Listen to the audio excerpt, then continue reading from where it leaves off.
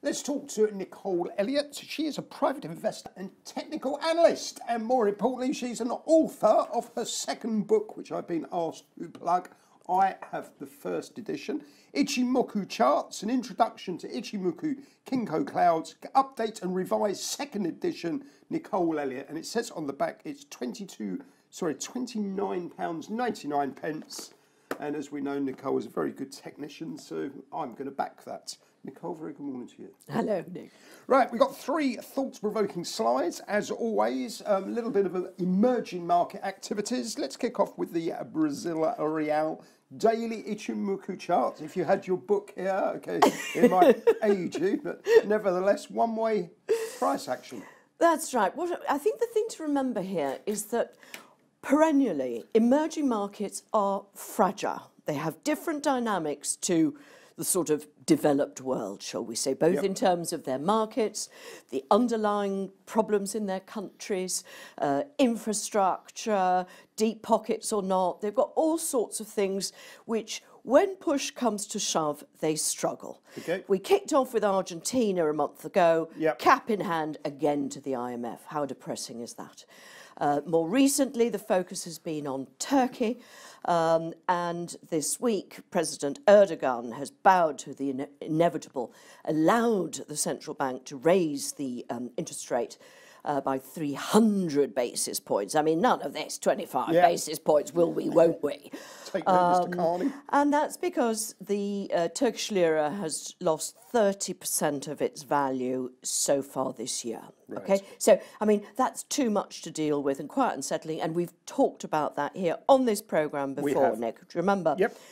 So now Brazil, the real has lost 17%, roughly, from peak to trough of its value against the US dollar this year. So that's roughly half of what Turkey did and less than a third of what Argentina did. So let's get a sense of proportion here as well, not running around like headless chickens screaming the sky's the limit and falling in. The central bank met and they have not done anything with their interest rate, which at 6.5% is almost the lowest on record. Right. So you can see that, you know, they'll let the currency go so long as it doesn't go too doolally. And the cloud system is a moving average-based system, and you've got 4 levels of support for the US dollar. This is how many reais do you need to get yourself one greenback. And you can see we've broken through the red line, which is a 9-day moving average. We're still comfortably above the black line, which should provide support, which is the 26-day moving average. And then well below that, you can see the cloud, which is rising up quite quickly. It's plotted 26 days ahead of today's price action. Okay. And that gives you further levels of support. So then it's a question, right, if we're going to pull back a bit, how much can I afford and where should I consider reselling the real? Because I do think we're going for more weakness. Now, we're here, we hit 3.77 reais, which is well below the 2003 peak at 4 reais when the PT leader, Lula, came to power and everyone's again thought, oh, this PT is going to be a disaster for the economy. It actually wasn't. They've done quite well and managed to tame things. And then the record high was hit in 2015, and that was 4.25 reais to the dollar. I'm not saying we're going to go there in a hurry, but that is the sort of area you're aiming for. Right. And it's not dramatic, is it? 25 points on something with a handle of 4 is reasonable. Yep. It's doable. It's nothing that you have to worry about too much. Okay. But that is the trend, and so it's very much a trending system. So we're buying the dips on the Brazilian currency. Let's talk about the Indonesian currency. We've got a weekly Ichimoku. Again, dollar strength. This one is very interesting, and in fact, the brand new central bank governor was talking today, saying he's keeping an eye on the exchange rate. He doesn't want it to get out of hand, and he's going to do what it takes.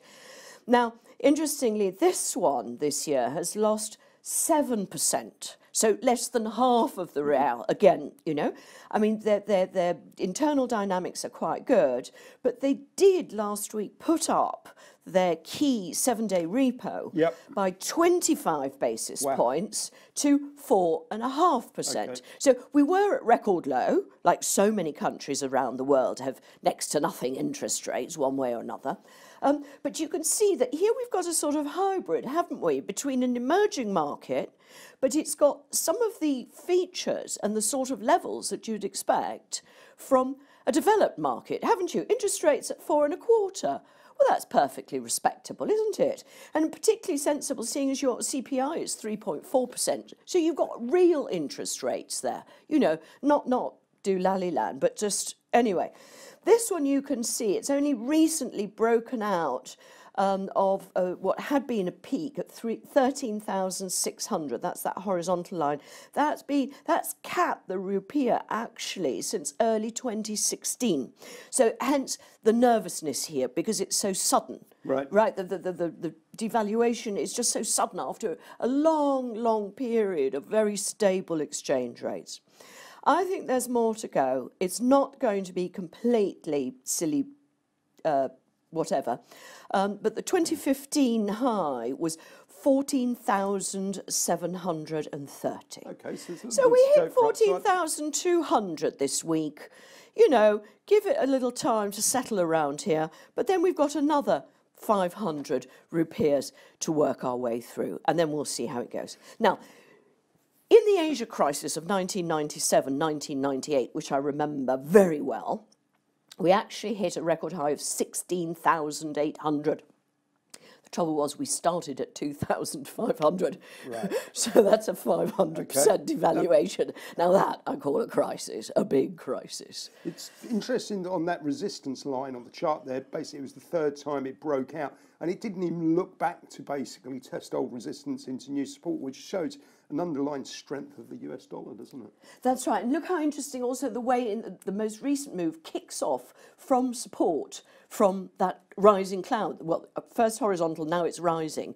That was really good support level to really get you in and say, right, that, you know, if we're on the way up, that's where my stop should be. Yep, totally understood. Right, let's wrap up with the Indian rupee. What's going on here? Well, this is a monthly chart. And this one is a tricky little so-and-so, I find. Beautifully put. In that, a bit like the rupiah, it'll go for long periods of time in a sort of stable, straitjacket type environment. Most recently, it's been trading in a giant right-angle triangle since 2013, with a perfectly horizontal top. This year, it's lost 8% of its value, so on a par with the rupiah and a few other Asian currencies. So, you know, nothing out of the unusual there. But you can see again, once again, the rally that we've seen this year started very much pushed up by the top of that Ichimoku cloud. Yep. I mean, it really kicked it off. Moving averages are mixed, but likely to cross to bullish for the US dollar. And then I think we'll go to new record high levels for the amount of rupees you need to buy yourself $1. So if that top, that horizontal top there is at about 68.5 rupees, I would do some measured targets based on the height of that right angle. So that would give me another 8 rupees or so on top of that, giving me a target of 76 rupees. And historically, is 76 a number? We've never been there. We've never been there. So it would be a record.